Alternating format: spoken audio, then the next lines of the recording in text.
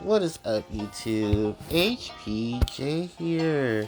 How are you guys doing? It is time for another HPJ podcast with me, of course, HPJ.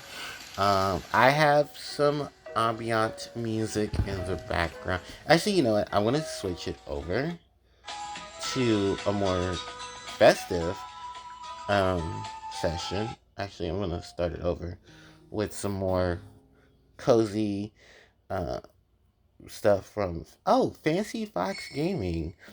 I have like a whole playlist of my what I like to call calming music. It's music that's lo-fi, very ambient, really good for focusing, studying, or just relaxing.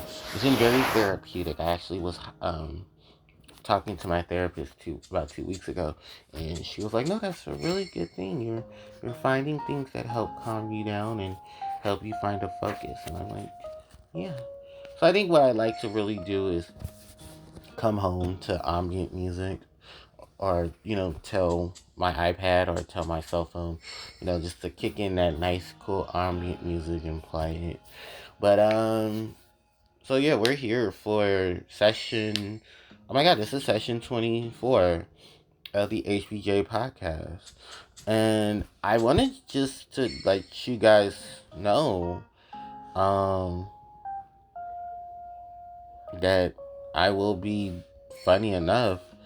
Um, so I've been on the defense. The defense. I've been on the offense actually, or not offense. Jumble of words. I've been basically trying to figure out if I want to continue my podcast. And during my therapy sessions, because you guys know I do bring up my therapy sessions, that um, uh, I I really didn't think I'd be coming back to my podcast after so long, and I'm actually quite happy that I have. And I don't like I've been juggling in my mind. Do I want to continue to do my podcast and have the podcast on the channel? And then I was debating on maybe moving my podcast to my archive channel. It would, I guess, be a little better, but I'm still just not sure. And I will say this: um, I don't want to end my podcast like I initially thought I was. I don't, and the reason why I don't is because even though people don't watch my podcast, they don't want to see a more than 30-minute video from yours truly. I'm I'm tired of having to just relegate myself to things because other people don't like them. I want to do podcasts. I want to continue to enjoy my podcast. And even if others don't care for the podcast, I want to do it. And I think that truly states a lot more than anything else um, that is going on with everything.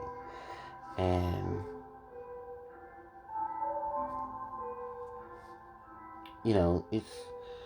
it's been on my mind.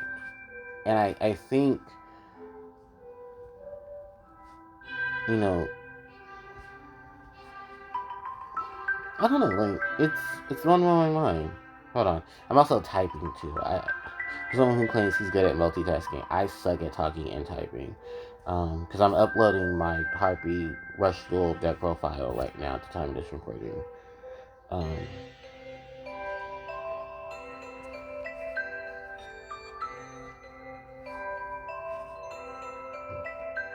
so, so. Oh my god, okay. My new. God, I hate this so much. I need to change my sensitivity setting for my for my phone. My S23 Ultra, which I know I keep bringing up my new phone. I haven't started recording off of my new phone in terms of like recording off my new phone. Actually, I need to move my pictures off of my old phone onto my new phone so that my new phone can have access to it. Because the S series doesn't have external storage. It just has internal storage. And then depending on how much of the phone that you buy, like right now I currently have, which is probably the middle range of storage, which is 512. If I were to get the next up, if I were to have gotten it in a better, like, it's not even better condition, it's just, if I got the 1 terabyte, it'd probably be a lot easier. But I didn't want to go get the 1 terabyte because the 1 terabyte would have cost me $600. And it sounds like fun. It sounds like PC Community Guaranteed, but it's really not. And I've always been debated about wanting to, have access to it. But it's so weird. It's so weird when it comes to just content creating. I'm not a good content creator. I will admit that. I mainly do the content creating because it was fun. It's something that I like to do. I don't, it's not my main source of income. It's not like relatively hit the mark on things. I just do it because I love to do it. I love to see myself create content. Oh my god, is that the Sherbert Land for Mario Kart 64? Yes, it is. Oh my god, I need to play me some Mario Kart. You guys, I miss Mario Kart. I don't have World because I don't have a Switch 2. But I have Mario Kart 64. I have Mario Kart DS. I have Super Mario Kart Access. I have Mario Kart Advanced Access. I have so many accesses to these Mario Kart games. I need to play them because I miss playing Mario Kart. I have 2 weeks off coming up for my vacation. And I'm going to just play video games that entire day. I'm not going to play card games. I'm not going to worry about card games. HPJ's dedication for the next 2 weeks for the end of 2025 is I'm going to play video games. I'm going to move all my cards to the side. I'm going to just sit here in front of my Switch or Switch in my hand, and I'm just going to play my video games because I miss playing my video games. I miss coming home and just sitting down and playing a nice round of just everything. I haven't touched my Animal Crossing Village in weeks because of all this other stuff. I have been playing like my Sonic Racing Cross Worlds, which got cheated because Jeff Keighley, you're such a cut, and I hate you. I do. I hate Jeff Keighley, and I hate the Game Awards because every time, for multiple reasons of why I hate the Game Awards. I can go down the list. It's my podcast. I hate the Game Awards. That's probably going to be the title. If it's not, it's just I just can't stand I can't stand the Game Awards. That'd probably be just the same title. But so the Game Awards were not too long ago. I didn't watch any streamer that was actually dedicating to watching the Game Awards because here's things about the Game Awards that you should know. If you're going to stream the Game Awards, you probably need to mute it and just put it on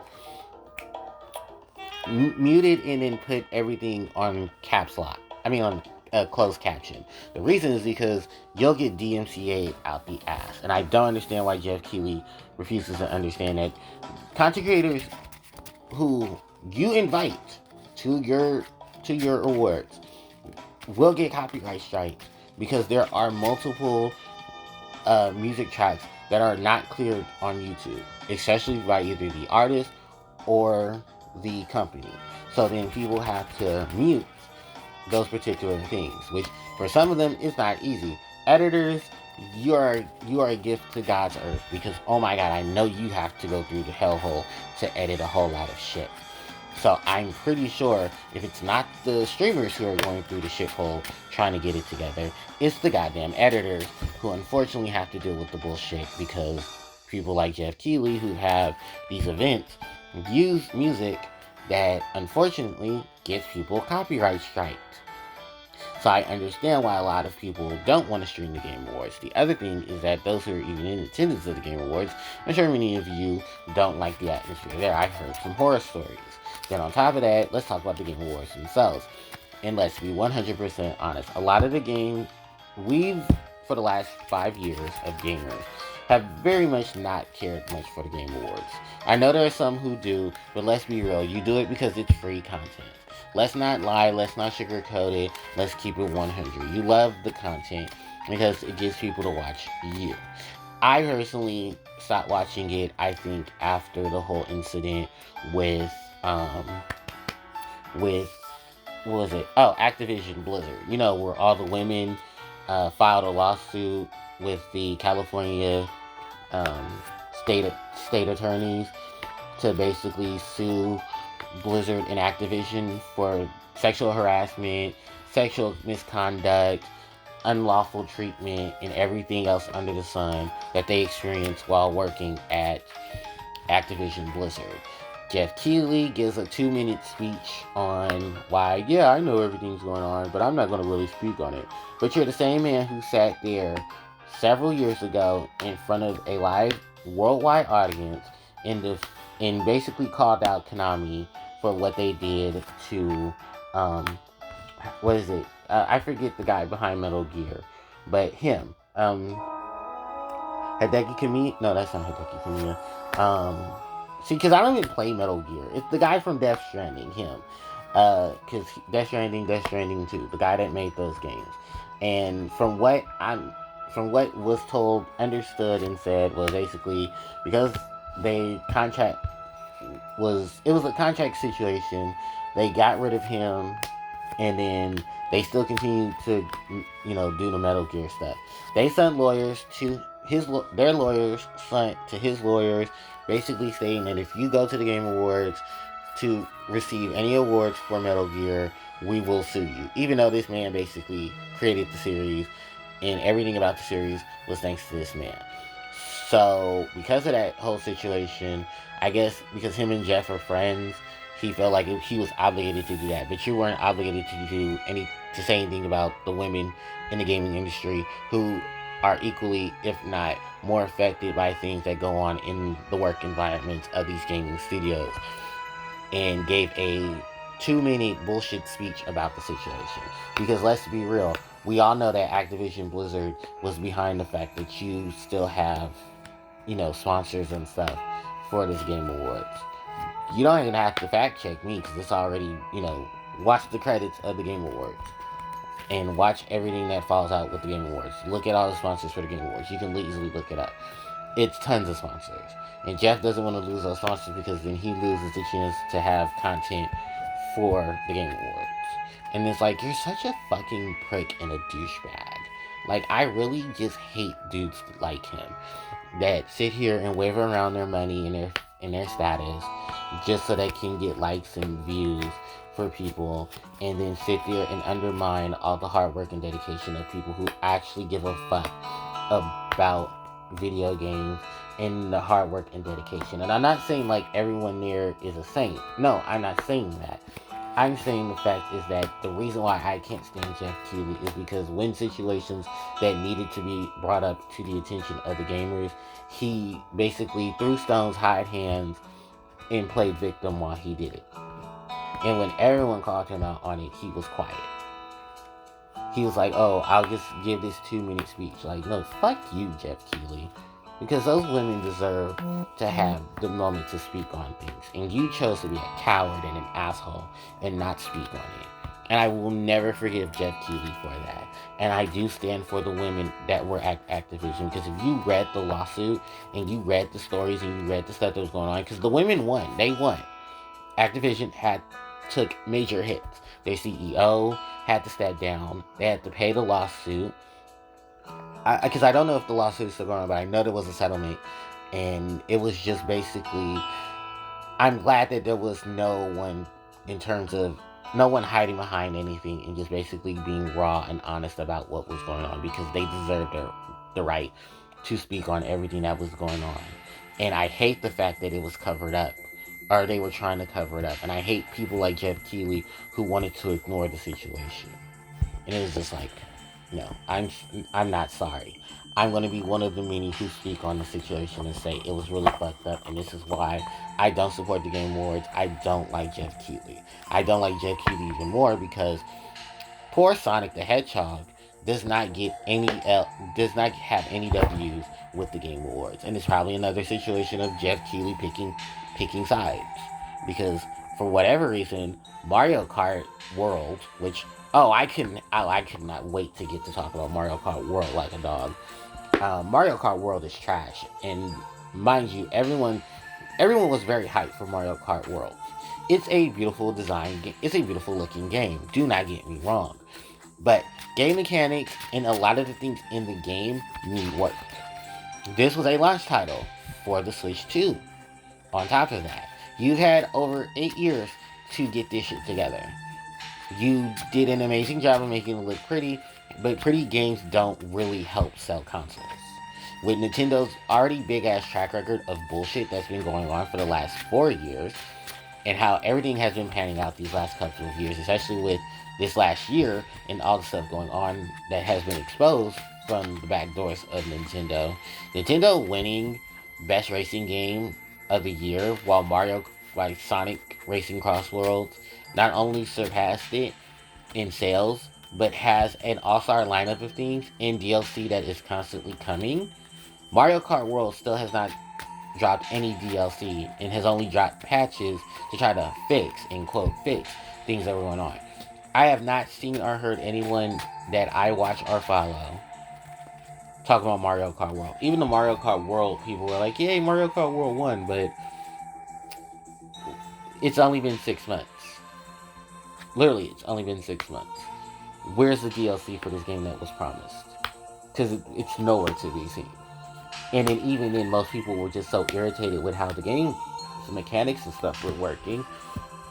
Because it was like, you wanted to start a race where it's just you racing. And then you'd be interlude into running a race run from one place to another. Which irritated people because you just wanted to run regular tracks. Like, just keep the Mario Kart staple as staple. And it just added the new stuff. I didn't understand why we needed an open world Mario Kart. I'm sorry, but we did not need an open world Mario Kart at all. What was the purpose of an open world Mario Kart? Can someone please explain to me what is the 100% legitimate reason why we needed an open world Mario Kart? Because we don't. We never did. Mario Kart was fine. Go from track to track. I mean, if you wanted that just for like the in between screens, okay, that's fine. But that would still take up, time and product of things. So it's just like, I did not understand the purpose of Mario Kart needing all of this extra shit, and it didn't. Like, honestly, truly, it did not. So I was, like I said, will I buy Mario Kart World? Yeah, I'll buy Mario Kart World. But it probably looks like one of those games where I'm going to have those issues of, there are things in it that don't need to be in it, and then there's too many things that are being precipiced to the side just to fit in for other things that were not still, like I said, still not needed in the game. There was also the issues people brought up about how the game itself, what was it? It was, the characters. There aren't enough costumes.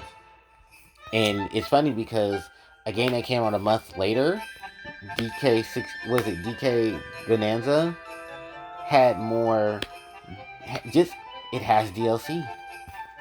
It has DLC. There's costumes for DK and Pauline, but there's no costumes for any other racers in it. And DK only had 2, but a whole new game just came out. Like, what's the real issue? What is the problem? This is part of the reason why, like I said, I don't think I'm gonna go really. That's why I said I'm waiting for things to pan out with the Switch 2, and then I'll buy the Switch 2. Because it wasn't a money issue. $500 I could have easily gotten, saved up. I was just more irritated with the fact that this is the price tag that you hold because your games are $80. Because Mario Kart World by itself is $80 plus tax. And that's for, like, it's not even a physical copy. It's like, no, it's a physical copy, but then it's also just like, you're not really owning the game. You're just owning a cart that puts the game into your system. And even if you buy the bundle, you're just downloading the game. So it's just very, very stupid. I'm sorry. It's stupid. It's really, really stupid. So it was just like watching Sonic yet again take multiple L's for the last few years. When Sonic has had extremely great games. We've had Sonic in Shadow Generations. We've had Sonic Frontiers, and we have Sonic Racing Cross World. So it's just to say that you guys just included because you don't want Sega and Sonic Team to feel left out. But let's be real, Sonic fans have never felt appreciated. Even when Sonic has had great years of great content, the Game Awards just does not give a fuck about Sonic. So, and I mean, it still didn't make it any funnier when no Nintendo game won. No, the Nintendo game that was nominated for Game of the Year did not win. And I'm shocked that Mario Kart didn't get nominated as Game of the Year, but Bonanza that came out a month later, did. Alright. And that was it about the Game Awards, because I didn't really watch any of it at all to give a shit about what else was winning or what else got, like, important shit or not. Not at all. None at all. And then, what else stuff I could talk about?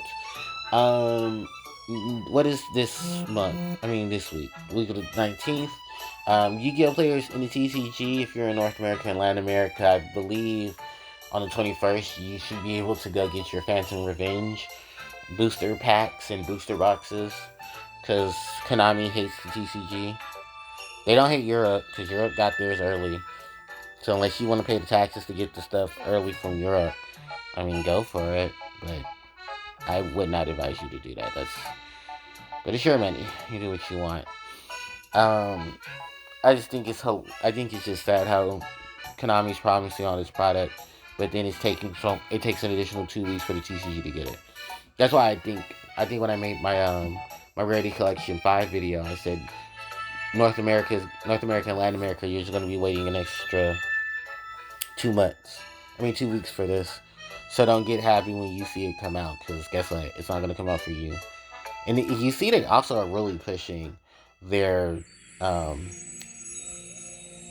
they're pushing for, like, their content creators in Japan.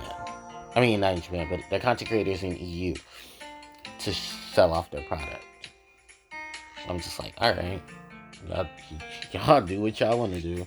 Like, I'm not even gonna, like, sit here and try to finagle this, because I'm so sick of Konami and how they treat the TCG. I really am.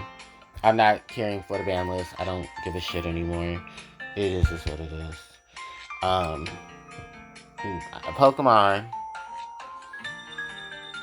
isn't having much of these issues. I know people are enjoying ZA.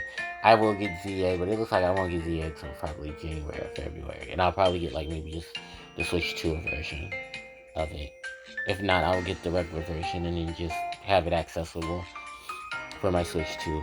I don't really see the difference except for just pretty graphics. I'm sorry, guys. Like, Switch 2 versions really just don't interest me. It's just like, oh, look, it's prettier now. Like, okay. Alright, I guess that's the thing. Outside of that, it's really just not an interest for me to care too much about it. Yu-Gi-Oh! Wise, no. I guess just make the decks that I've been making. I have a couple ideas of some stuff I want to make. I do owe you guys deck profiles for Kiza and Crow and Yusei with more constructed setup for their decks since the structure decks were released. I do have, like, a couple of ideas. And then I know some people are saying, well, now that you have the plant stuff, are you going to go build your retro deck for Amaryllis? Yes, I am. I'm going to probably piece that together before the end of the year. But so probably sometime before New Year's is where I'll give you guys the expected video for that, for the retro deck. And then Crow will get a retro deck. Yusei's going to get a retro deck. Yusei's retro deck is probably going to be one of the shittiest ones. I'll just say it now, because I really did not care for Synchron. And I know if I do a retro deck for Synchron, you guys are going to be like, where's Quick Draw? Where's Quick Draw? Where's Quick Draw? I don't know. Point me in the direction of product that had a reprint of Quick Draw Synchron, and then I'll go buy it. I should go, like, I'll probably be in, like, I have Quick Draw Synchrons, actually. I think I have Synchron stuff. I don't know where I put it. It's probably in, like, the closet from What the Fuck that I have to go through. So I think that's where it is. Yeah, it actually is. I think it's in my, it's in the closet. So I have to like literally go get it and get out the closet. Probably find some other stuff too. Because it's like, I have like a whole case of stuff that I want to get rid of. But now I can't get rid of it because my locals, DFG, don't take Yu-Gi-Oh cards anymore. Which I always thought was really, so here's the thing about that. Because I learned from people who were there about what's been going on. So the Yu-Gi-Oh scene at DFG is dying. Which, that doesn't surprise me because of how Jensen kind of handles the Yu-Gi-Oh scene. Actually, just like a lot of stuff just been going on behind the scenes that some of it I'm not able to talk about because it's not my store, so I can't talk about it. But I can just tell you from as being a customer, like, there is no Yu-Gi-Oh sleeves. There's no. I haven't seen a decent deck box or anything in a while. I know they're celebrating their anniversary. Or just celebrating their anniversary, but for being open for 2 years. But as far as like Yu-Gi-Oh goes, I would suggest just going to another store and buying Yu-Gi-Oh products. If there's any left in the Bay Area. I think there's like maybe a handful of them. Digimon wise, I mean, they have Digimon something. I don't know because I was in the Discord and we still haven't seen anything in terms of like stuff from them in terms of like cause it's just been One Piece. That's all I really One Piece and Pokemon. That's literally it. One Piece and Pokemon. One Piece and Pokemon. I don't play One Piece, so I don't care about One Piece. Like, I play Yu-Gi-Oh, but it's just like the Yu-Gi-Oh stuff is just drawing itself the fuck out. So yeah, it is just what it is. It is just what it is. Like, I can't fix a store that doesn't want to fix itself. But like I said, it just is what it is, right? Right. So, from there, what other things can I talk about? I can talk about Digimon, because I know I got a shitstorm from the Digimon community about my most recent video. Like I told people, you know, buying these Digimon structure decks have been a problem because I had to go to Games of Berkeley here in over in Berkeley, California, to go get product for Digimon, and I literally had to spend $40 for the advanced decks. Where, funny story, if you live in the Bay Area, if you live in the East Bay, go to your Targets, because your Targets should have them. The Targets I go to are the one in Alameda, the two in Berkeley, because there's one in downtown Berkeley, and then there's one on University. The one in Alameda had a couple for sale, $29.99. Wish I had saved my money and just went there, but I was at work. My game store didn't have any, and DFG didn't have none, so couldn't get any from DFG. So I don't even know if DFG has any, because if they don't, then Target would be the next bet, because that's how I got to get mine. No, I had to get mine from Games of Berkeley, and I had to spend like $40, even though your MSRP states that it is $20. It's not. So it's just like, yeah. It's what it is. This is what it is. I said it all the time, but at least I got them, so I did get them. So I'm at least happy about that. Outside of that, was there anything else really? I'm gonna be rebuilding my deck for Mastemon, if that makes any. I mean, not Mastemon. I need to do a Mastemon video. I don't know why I don't. But I need to. So I gotta get that together, and then because my deck is not Mastemon sufficient, and I already know I'm gonna have 5 dislikes on it, so that's why I'm not really focusing on trying to do anything for it, because I'm just like, I don't have the money for a Mastemon deck. Even if even if the Mirai reprints happen, let's be 100% honest. Mirai reprints happen in March. What does that say for everything else? Well, basically that means that with everything else going on, Mirai is still going to be expensive because all the pieces from Mirai in terms of Mastermind are the expensive pieces now. Would still be expensive pieces then because um, her box topper from BT21, and then you need at least two of those, and that's $30 right there. Because remember, box toppers are not always easy to pull, and TCG player people are going to stroke so they can get that extra dollar. And then the Mirai from the Mastermind from BT20 from BT23, she has dropped. So if anyone does have them, I'll pick up too. Just not right now. I'm gonna wait till later and then pick them up. And then, because has Mastermind topped? I don't know because I haven't looked at the Ultimate Cup results yet. So once those drop, I'm sure we'll see. We'll see Sakuyamon. We'll see Mirai. We'll see Mastermind. We'll probably see Hootiemon because people are talking about Hootiemon. We'll probably see some more Gallantmon shenanigans as well because Gallantmon was doing well. And whatever other competitive shit wants to be said. I just really just focus on the decks that I play and I enjoy. I haven't been to a Digimon. Um, the last sneak peek was BG23, which I didn't even. I went there, picked up what I didn't pick up half the shit I needed, and then I cut. Because it was like, if I wanted to do this, I'd rather just play regular Digimon and spent $10 instead of 30. Because there's really nothing in BT23 that I'm looking interested in. DT24 that I give a shit about, so I'm not gonna focus on BT24. And then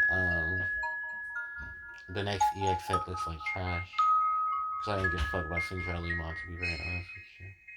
That was kind of a waste too, because it also makes me wonder: do I want to focus on what is it, Guardian Vortex? Because Guardian Vortex looks like a waste. You know what I really want to pick up, honestly, because I've been seeing them as I've been shopping. I want to pick up a set of Retro Pack 2. But Retro Pack 2 looks like such a waste of $17. It really does. Because I have seen people who have bought these Retro Pack 2 boxes, and they're just not happy. Like, of course, because it's Retro Pack. Um, and then, what was it? The Charmers, their anime stuff is coming out pretty soon as well in the TCG. Which is funny because they're not gonna have, like, we have a full list and it's just basically Charmer Turbo. Like, there's nothing new, there's no big changes. It's just here's reprints of all the Charmer stuff. Like with the Albaz stuff, we got new cards, we got new support, we got good reprints of cards as well. But Charmer is still no boss monster, just relegated to 1850 Spellcaster Beatdown and their Link Monsters, which gets used by every other archetype in the game. So it's just like, damn, girls, they just really do not like y'all. Konami really don't. Which is funny though, because you guys helped set up that whole attribute, scenario with an archetype, and Konami just does not give a fuck about you.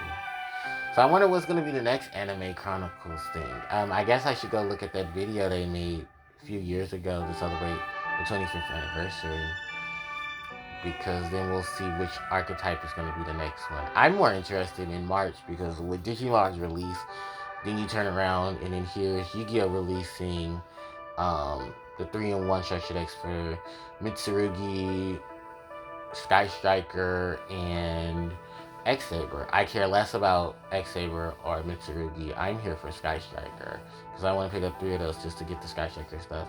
Anybody who wants the X-Saber shit, I will gladly sell it to you for $10 in the Mitsurugi.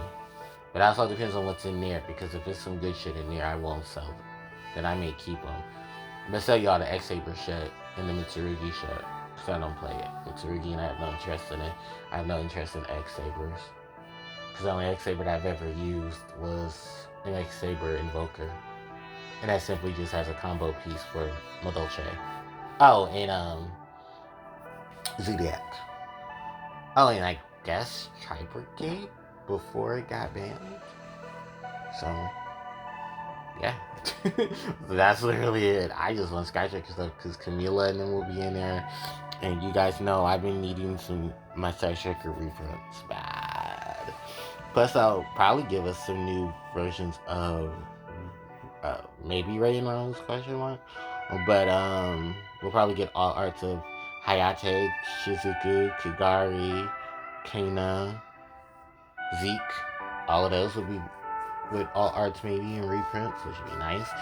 Um, Engaged, because I don't have the all art for Engaged. And then Rhoda's reprint has Ray and Rose on there, suiting up for battle. So I hope maybe that's in there. I don't know what else they could really add to it. I know the extra deck monsters will be there, and then like Camila, um, what is it? Azrael, Zaria, I forget what her name is. It's like I think it's Azalea. Yeah, she'll be there hopefully with a reprint, and then Zero is who I need to pick up next too. But I'll probably, like I said, I'm gonna pick that up before March. So, because I think it's like maybe one or two of those that you need in your extra deck for Striker, and then the rest of it is basically just hanging out with Striker. So I haven't updated my Striker deck actually. I know people have it's a lot of basically likes to dislike situation with my Striker deck profile since then. Like it's not bad, it's not good in terms of what the likes and dislikes show. Like it's basically 50-50. It's the same thing with my deck for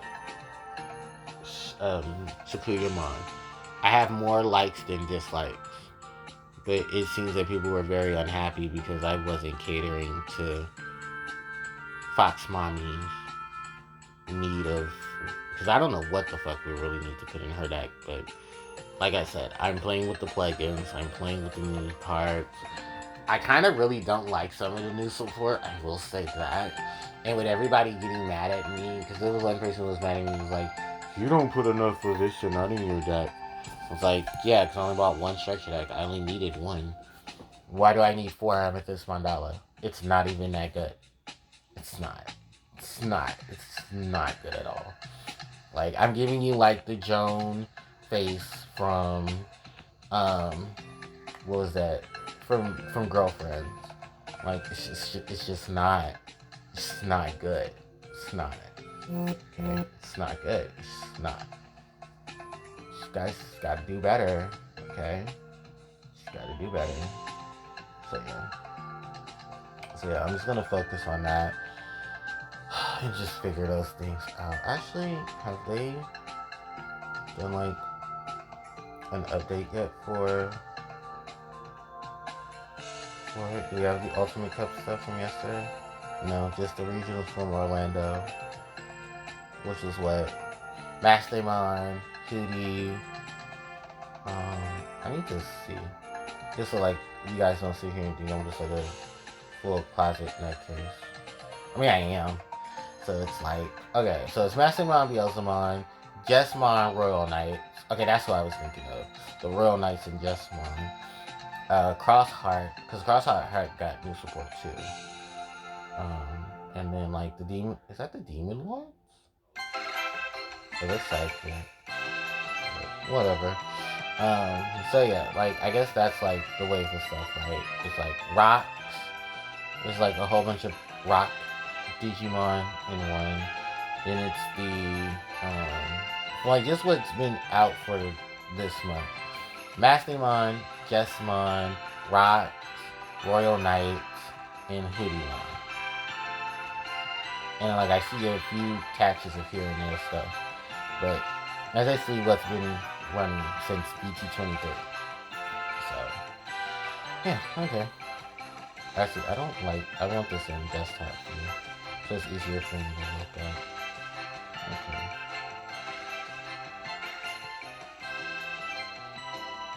I'm just moving stuff around my other phone. North America regionals. Are there any regionals coming up within the next few days? Just the month is almost over. Here, I'll put this in desktop mode as well. So maybe if you guys like your state, maybe. Let's see. We're in November, right? Yeah, we're in November. December. December 20th, North Carolina regionals at the Canham Country Agriculture and Conference, Ohio, the Great Columbus Convention Center. This on the 20th. Remote duels for the 21st. Core TCG on the 28th is having they're having two events. There's a YCS. Oh, this is a regionals, I'm sorry. They have a regionals, and they're going to have a remote duel. Okay. And then that's pretty much it for going into 2021. So when are those? Oh, the 3rd. Okay. So, yeah. Remote duels and then regionals LA. Because I didn't know there was a Santa Clara one by Core. Yeah. Then again, no one tells me anything. I know how it is, guys. You don't have to lie to me. You can tell me the truth if you don't like me. Because you get me, well, throw stones, high hands. Okay. This is what meta stuff for Yu-Gi-Oh! Duel Links, which I do play Yu-Gi-Oh! Duel Links. I just don't make videos around it because it's just not worth it. I go in, I play a couple of decks, and then I get the fuck out. This deck I'm looking at is like from a year ago. It's like 3 Harpie for Humor, 3 Harpie Channeler, 3 Harpie Harpist, 1 Oracle, 3 Harpie Lady 1, 3 Lightning Vortex, 2 Swallow's Nest, 3 Hysteric Sign, 1 Feather Rest, 3 Ego, 3 Karma Cut, 2 Chain Disappearance. And the extra deck is 2 Cyber Slashes, 1 Giant Hand, 1 Zero Find, 1 Castel, 1 Chidori, 1 Malevolent Sin, and then 1... Is that Malevolent Sin? Yeah, 1 Malevolent Sin, and a Steel Swarm Birch. So it's like... And that was like from over a year ago. That was June. King of Games, Harpie's Last Will is the skill. And that was literally from like June 30th of 2024. Are there any events coming up? Doesn't look like it. I think the current event now is just the what's the name stuff for Yu-Gi-Oh, which is not bad. If you want to build it, go ahead and build it. And I guess I was looking at stuff for a fact. Hands, artifacts, and trap tips. This is from the Core TCG website for like their blog and stuff. So yeah, really not much. I guess we're just waiting for Ultimate Cut stuff to drop from yesterday. If Eggman event ever did it, right? Nope. So I'm probably just getting like the results and stuff and then posting it later. Because they only do like the top 6, they don't do like the overall event from what I'm seeing here. So yeah, there's gonna be a thing. Is there anything else that I wanted to talk about before I wrap up today's podcast? No, not really. I just gotta make an announcement that I'm gonna continue to do my podcast, which I think people will be happy about. I hope. If not, hell, it'll give me something. Hey, happy 25th anniversary to the release of Super Mario World, Super Mario Advance 2 for the Game Boy Advance. Japanese release, December 14th of 2001.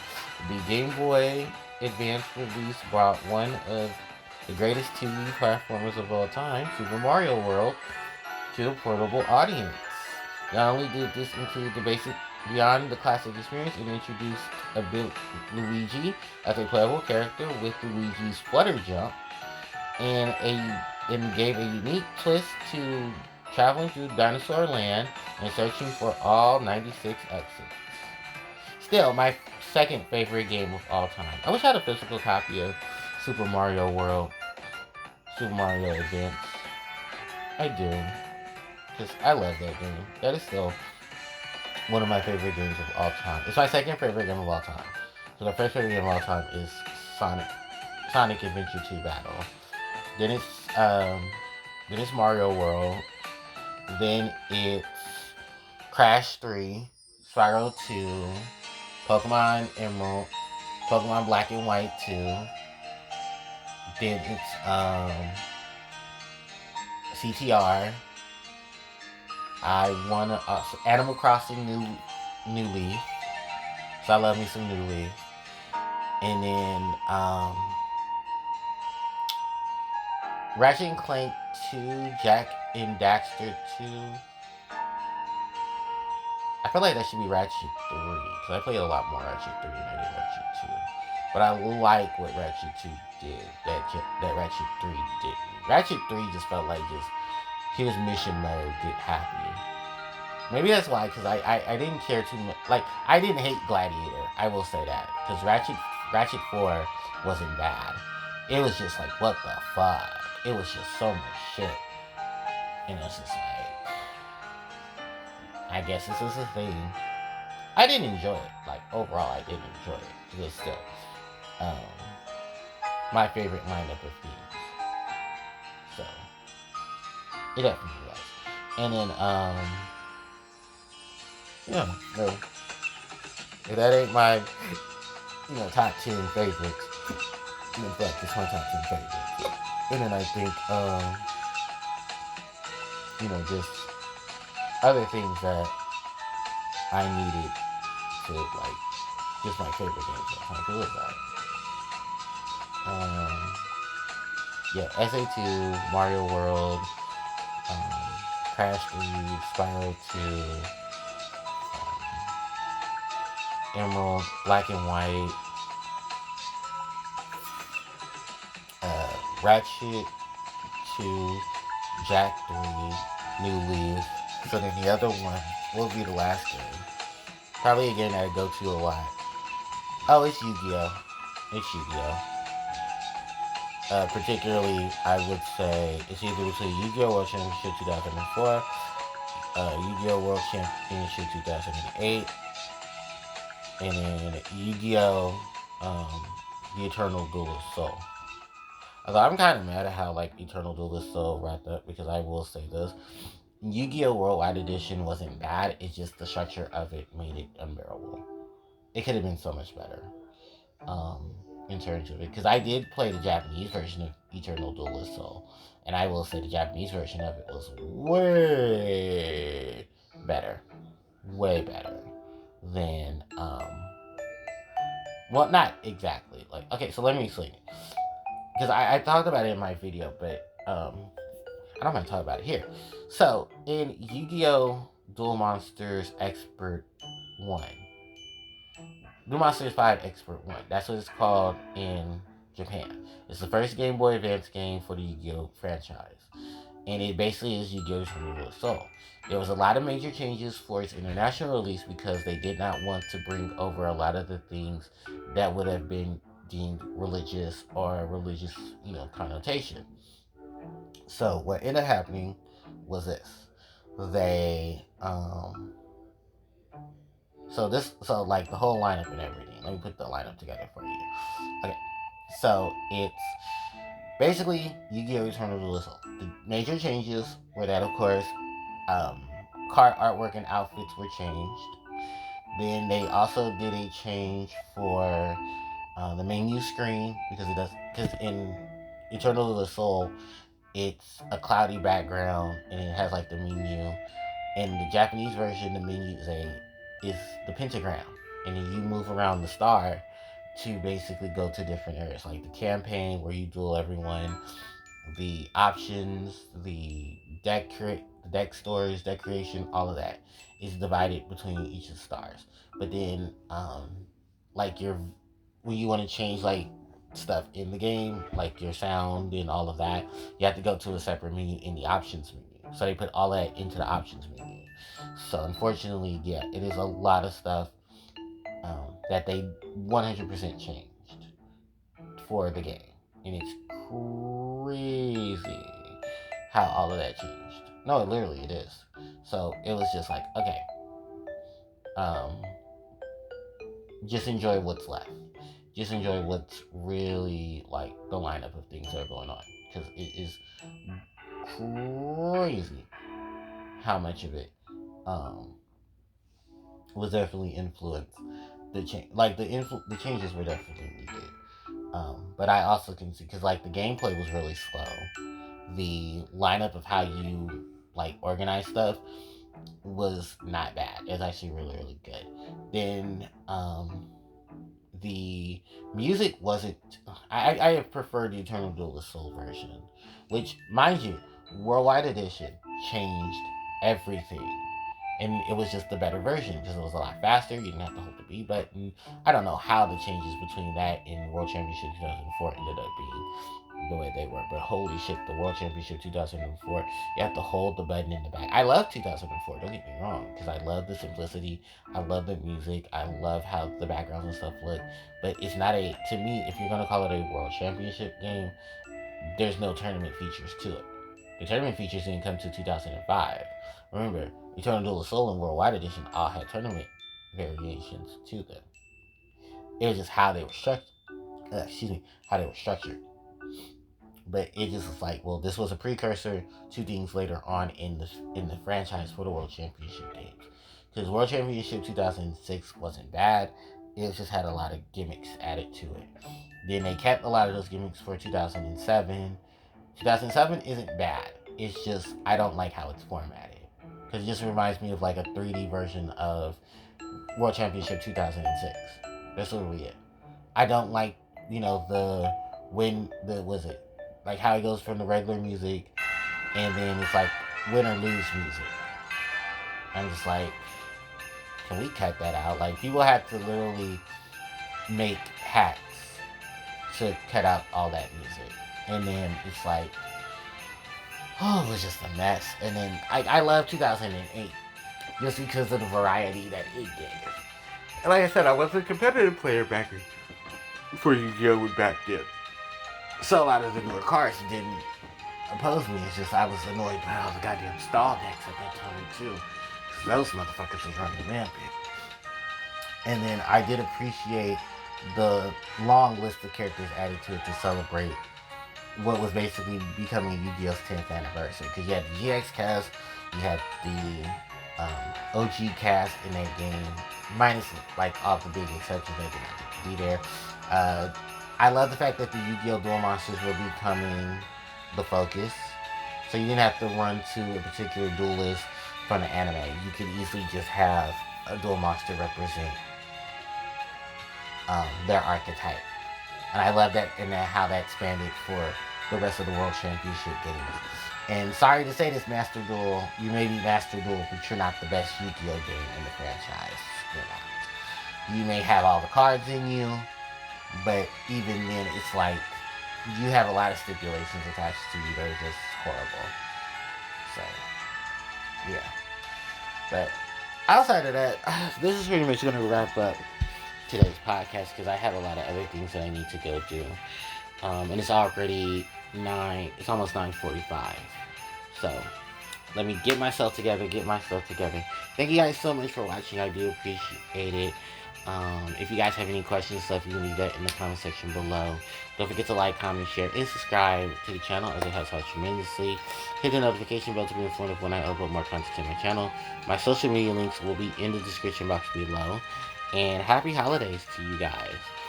And I hope you guys have a very festive and enjoyable holiday season. HPJ signing out. Take care.